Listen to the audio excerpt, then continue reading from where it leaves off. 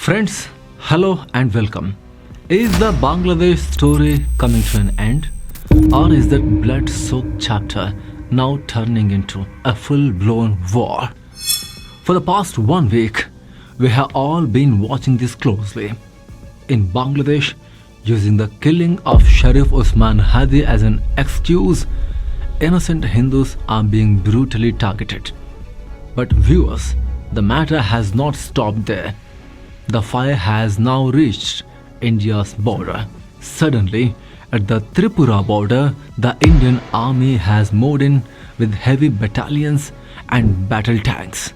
And along with this, an old statement by the royal scion of Tripura, Pradyot Manikya Burman, is once again creating massive noise. What did he say? We have had enough of living next to Bangladesh. Cut it off. Give us a direct route to the sea. So what's happening here? Is that statement about to become reality now? The same unit of Indian army that split Pakistan in 1971, why is it standing at the same region once again today? Is this just border protection, or is something bigger, an operation corridor, quietly beginning? Let's break this down in today's video inch by inch, depth and width fully. Indian army moves towards Bangladesh border. First, let's understand the ground reality. Indian army moving to the Tripura border is not a routine news. According to reports, the unit that has been mobilized is the 20th Mountain Division. In military language, this unit is also known as the Kirpan Division. What is so special about them? Friends, they are experts in jungle warfare, hilly terrain, riverbanks and marshlands. And Bangladesh's geography exactly that: rivers, wetlands and dense terrain. Now, after the Sharif Usman Hadi killing, radical elements in Bangladesh are openly shouting India out. There are even plans to attack our BSF personnel along the border. That is why the Indian government has sent a very clear message. If you stay calm, then fine. If not, our tanks won't take much time to reach Dhaka. So this is not just defense. This is what military strategists call offensive defense. Divide Bangladesh or give the way. Alright, the army is in position. But why is this slogan of breaking Bangladesh coming up again? To understand this, we need to revisit one key statement by Pradyot Manikya Burman, the Tripura royal leader. He said this very clearly: the Indian government is spending tens of billions of dollars to dig tunnels, build flyovers and lay railway lines through mountains just to connect Northeast India.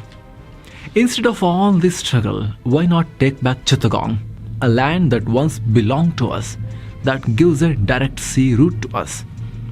On the surface, this may sound aggressive, but behind it, there is strong economic logic and history. Let me give you a simple example. Suppose you set up a factory in Agartala, Tripura. Now you want to export your product. What do you do today? To send it by truck through Assam, Meghalaya, West Bengal, then squeeze through the narrow Siliguri corridor and finally reach Kolkata port. A journey of around 1,600 kilometers. The time, fuel, logistics cost, it is so high that your business profits evaporate. Now imagine this. If Tripura gets a corridor through Bangladesh, just 70 to 80 kilometers, and you reach the Gong port. Where is 1,600 kilometers and where is 70 to 80 kilometers? Just think about it. If this route opens up, Northeast India will have an amazing opportunity to develop like Singapore or Thailand. This is exactly why Pradyot Manikya says, if Bangladesh won't give us a passage, if they try to blackmail us, then let's take that land itself.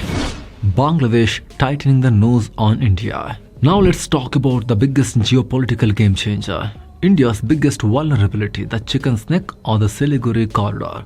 Look at the map. This thin stretch at the neck in northeast is just 22 kilometers wide.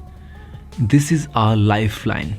If tomorrow China declares war and advances through Doklam and cuts this corridor, Arunachal Pradesh, Assam, Manipur, Nagaland, Mizoram, Tripura, Meghalaya, all 7 sister states get cut off from India.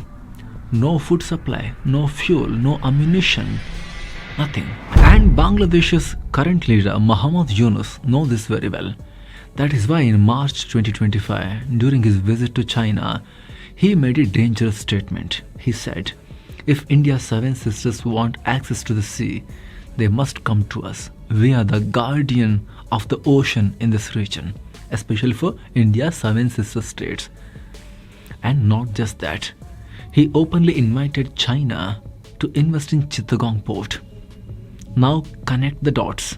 China already controls Kakpu port in Myanmar, Hambantota in Sri Lanka, Gwadar in Pakistan. If Chittagong also goes to China, isn't that like choking India by the neck? This is what strategists call the string of pearls strategy.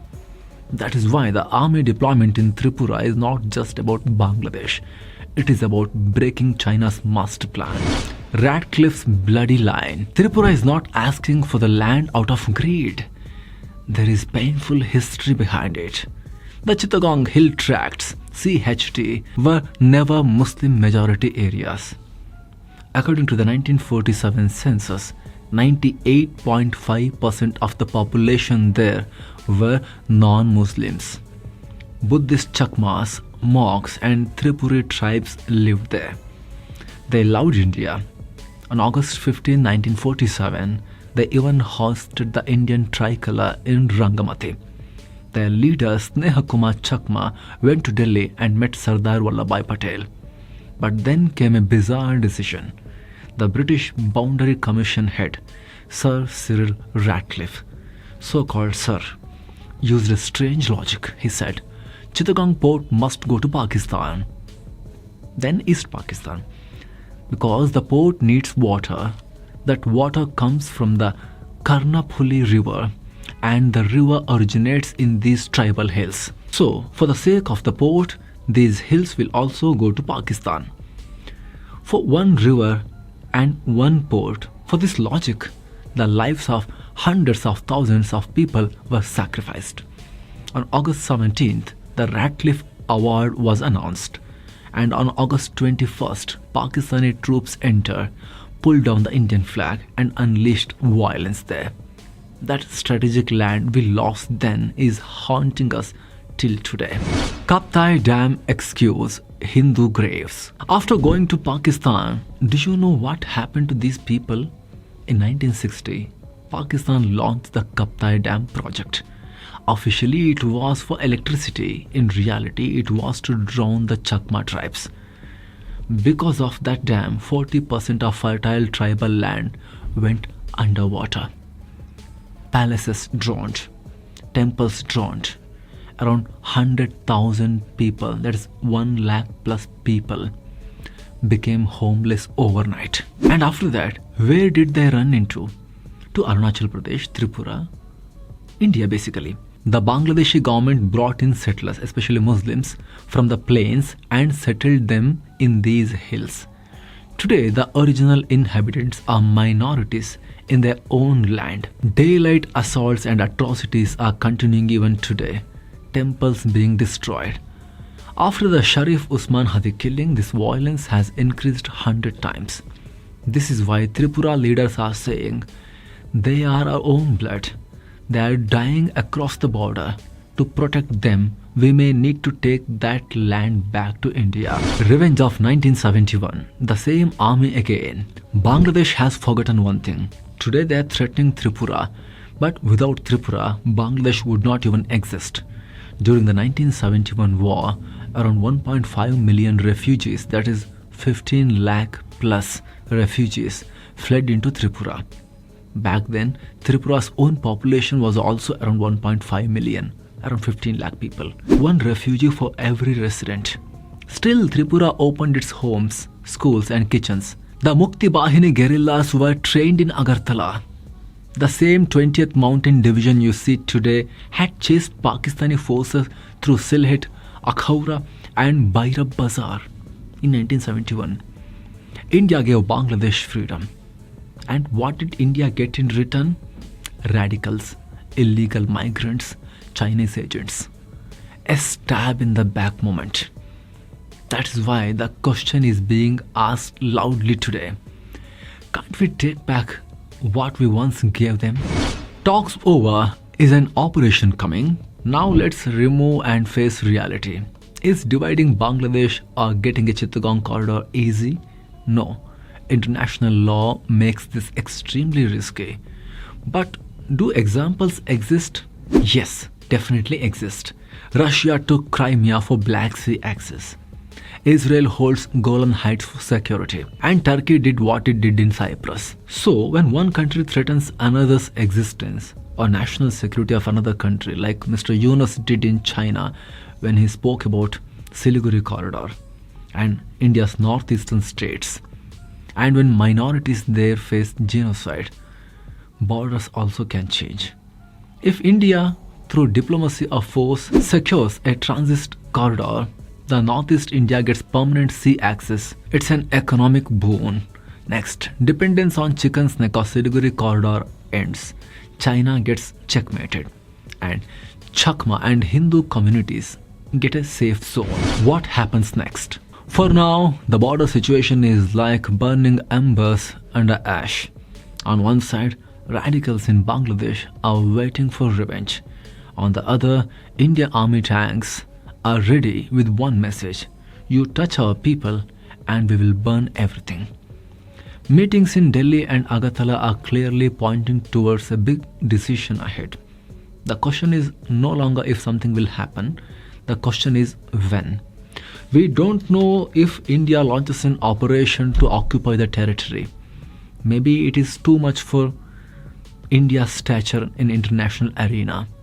But there is another possibility where India can help people of Chittagong to get liberated from Bangladesh and form their own nation. Like how Bangladesh did it in 1971, the way they got separated from Pakistan and became an independent nation. Same thing can happen again. India can only provide support from outside if necessary. That way, India can keep its hands clean as well. Now, what do you think on this? Post your thoughts on the comment section below. And if you like this video, please don't forget to like, share, and especially please don't forget to subscribe to our channel. Thank you so much. Let's meet again. Namaste.